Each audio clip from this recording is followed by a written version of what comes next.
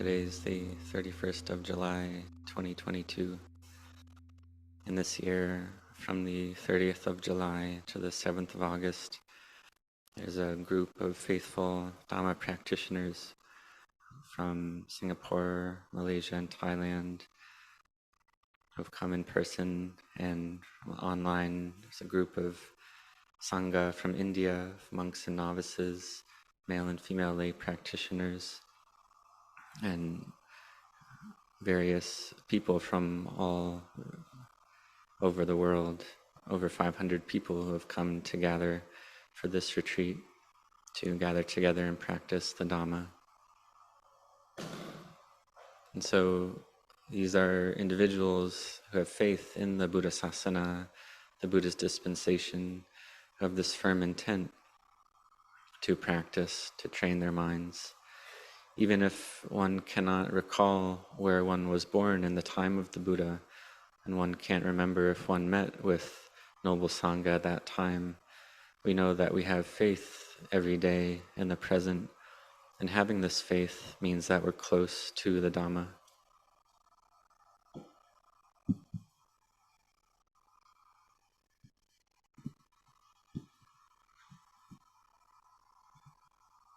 So the Buddha taught that one who sees the Dhamma sees the Buddha. So even if we may not be physically close to the Buddha, but we see the Dhamma, this is seeing the true Buddha. So we have faith in the teachings of the Buddha, have faith in the Dhamma, and these are teachings that have been carried down from the time of the Buddha until the present day by members of the Noble Sangha. And so we have this firm intent to practice and train our minds, to train our minds in samadhi and meditation, this quality of firm collectedness. And so we do various types of merit, like generosity and virtue, until they're full in our hearts. And these are qualities of a stream enter, of a sotapanna. From the Buddha's time until now, it's the same in this way. So we look at the examples, the stories of Anathapindika and Lady Visakha from the time of the Buddha. They had this quality of giving all the time. And all the various lay disciples of the Buddha from the Buddha's time until now, a great number who had faith in the Buddha, the Dhamma, the teachings, and the Sangha, all the way till the present day. And in the present day, we can see that there are those who help the Buddha Sasana, who offer the four requisites, who help to purchase the land and build the various buildings and meditation halls and shrines and places to rest, and offering food, all the four requisites of food, shelter, clothing, and medicine, caring for Sangha members that are sick, helping build kutis and huts and shelters. So this is really worthy of rejoicing in, worthy of anumodana, because this has happened from the Buddha's time all the way up until the present day to ourselves. And for ourselves, it may be every single lifetime that we behave like this, have generosity like this. Whether in Thailand or in other countries, people have the faith to support the Buddha Sasana all the time and to not miss out on it.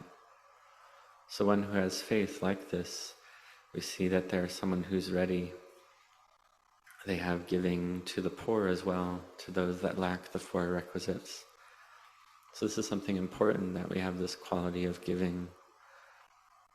And once we have giving well established in the heart, then we bring our minds to the precepts, to the 5 precepts.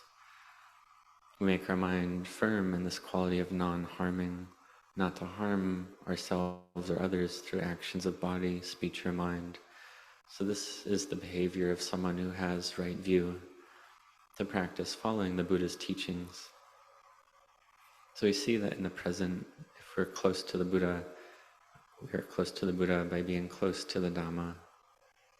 And the Buddha taught that we practice like this, and we cultivate merit, abandon that which is demeritorious, and make the mind pure.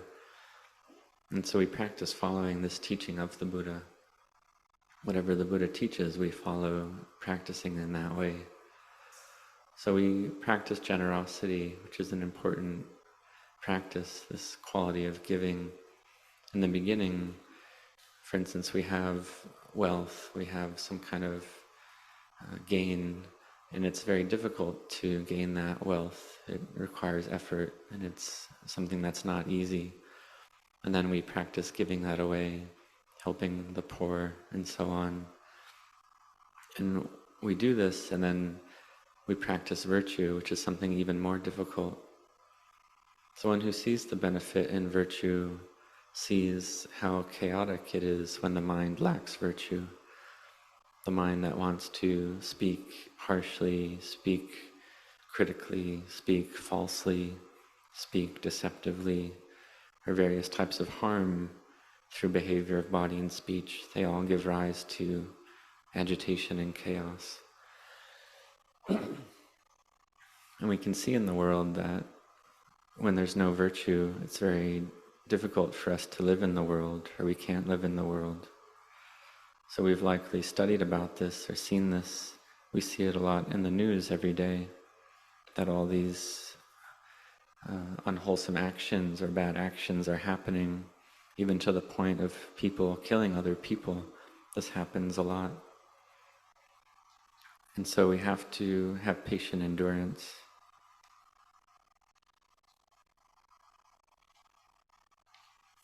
We have to patiently endure. And the quality, these behaviors of harming others, it's coming from a lack of patient endurance. So we have to have virtue. And to have virtue, we need patient endurance. To patiently endure with all the moods and sense impressions that arise. And this gives more strength and energy to our virtue, until the point where our virtue is firmly established and becomes normal in our mind, and our minds feel at ease. For instance, if someone comes along and criticizes us, we have to patiently endure with that. Patiently endure even more than the mood that arises.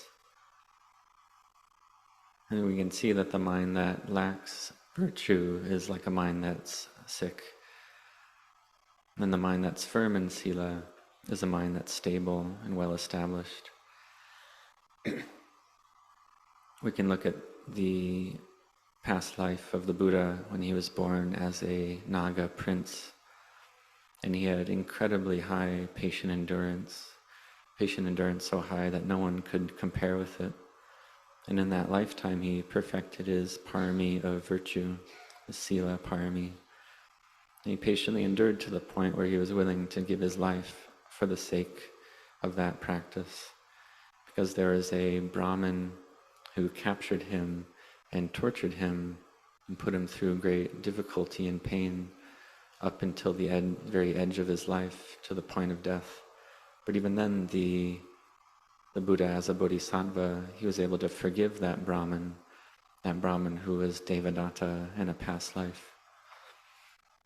And there was another past life where the bodhisattva was born as an elephant, and Devadatta was born as a hunter.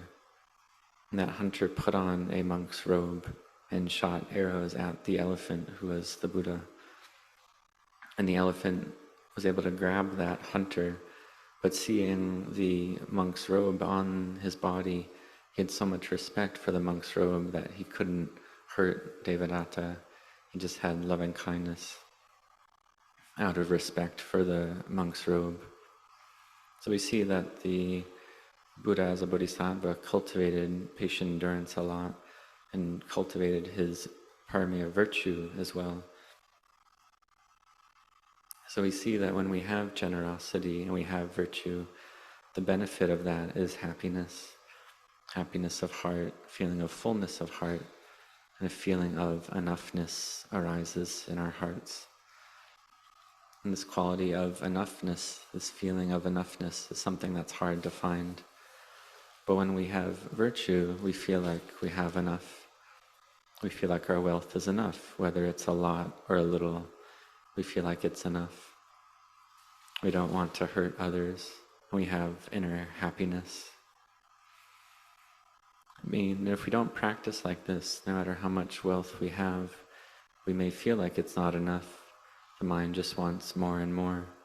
This makes the mind hotter and hotter, and the wanting in the mind just becomes more and more.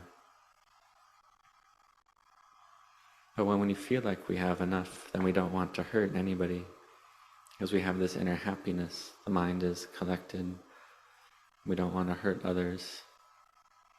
The Buddha taught to be diligent in the seeking out of wealth and the doing one's livelihood to gain material wealth. But then having gained that material wealth, we use that wealth and put it to good use. We use it for something valuable. Because we see that the benefit of generosity and virtue is happiness. This is something important in our practice of meditation. And then this brings us to the practice of samadhi, making the mind peaceful and collected. We use a kammatthana, a meditation object, to train our minds. And this is a merit. This is truly a great merit. So the Buddha taught ways to bring the mind to peace, to samadhi. And even if this is only temporarily, we have rapture, fullness, and happiness of heart arise. And in that way, we see the benefit of meditation, of samadhi. We see that this quality of samadhi has great value. Because if we lack samadhi, then the mind just proliferates all the time. It's just filled with agitation and doubts and chaos. And so if we lack samadhi, then we have to train in samadhi. And even if samadhi just arises to some degree, we feel this fullness, happiness, and rapture in the heart.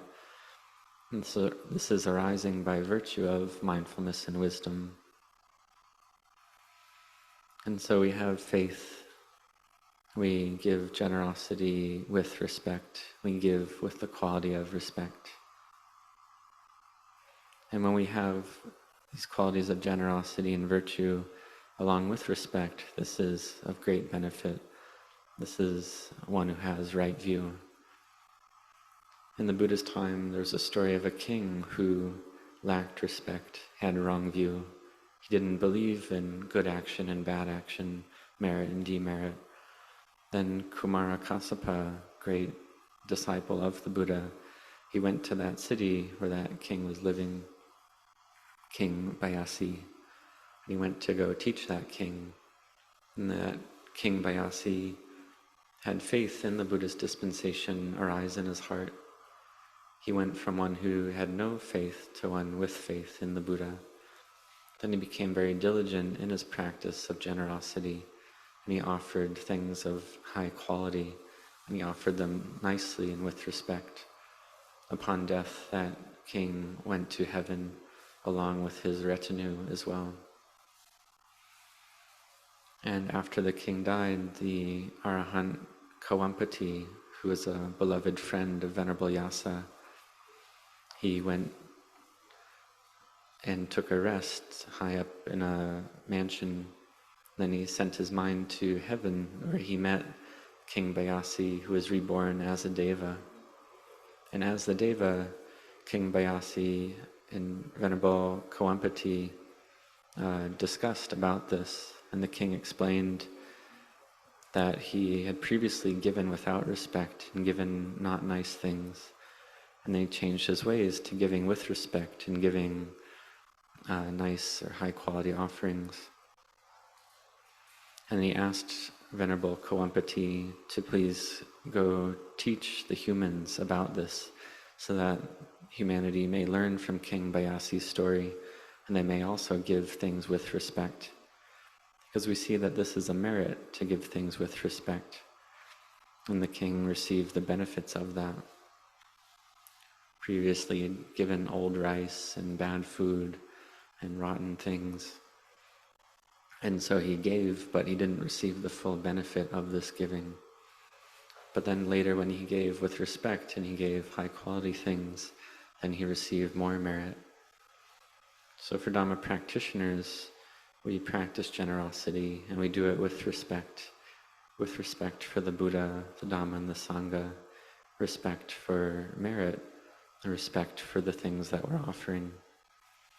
So we train in meditation, and we have deep respect in the Buddha and his teachings. We bring our minds to samadhi, to collectedness. And when we do this, then the mind can separate out from the chaos and agitation in the mind. The mind has this inner peace. And this inner peace of the mind is like having a house, having a resting place for the mind, a house inside our hearts. And these outer houses, we use them when it rains or when it's hot, and it protects us from the weather, from the elements. And if we don't have a house, if we don't have a shelter, then it's troublesome for us. And so we see that even if we come to the monastery, which is a peaceful and quiet place, if our mind is agitated, then we still don't feel peaceful. We still feel chaotic and agitated, the same as before. So therefore we have to train and practice. We have our outer monastery, so we have to build the inner monastery, the inner shelter. And then when we do that, even if we're outside the monastery, even if we're at work, our mind can be still. We have a home for the heart, a resting place for the heart. This is something that's difficult to do, but it's not beyond our ability if we really set our hearts on it. For instance, in the Buddha's time, there were those who had a great many duties, who had a lot of work, like Anathapindika and his retinue, and Lady Visakha and her retinue, and King Bimbisara and his retinue. But those individuals and their retinues, a great many of them all saw the Dhamma, even though they had many duties and were very busy. This is because they trained in generosity, virtue, and meditation already. And their spiritual virtues, their parami was full to the point of seeing the Dhamma. So all of you have made spiritual virtues already. You have done practice from the past until the present. And when your parami is ready, you're able to see the Dhamma, to see the nature of reality, to see that all phenomena are impermanent, suffering and not self, to see that physical form, these bodies, that we've been understanding them incorrectly as self, as me and mine. But when we have samadhi, we can separate out the mind from these four elements of earth, air, fire, and water. We separate it out bit by bit. We see that it's empty. We see that form is emptiness, and emptiness is in form. That form in truth is emptiness. That which we see as self and take to be me and mind is in actuality empty. Form is emptiness, and emptiness is form. Everything is empty, and emptiness is Buddha. So when we see Buddha, we see emptiness. So may you set your hearts on this practice. Today is the second day. Last night, the retreatants arrived at Wat Mapjan. So may you cultivate and train your minds. All of you, the Sangha, the novices, the laity, may you all succeed in your Dhamma practice.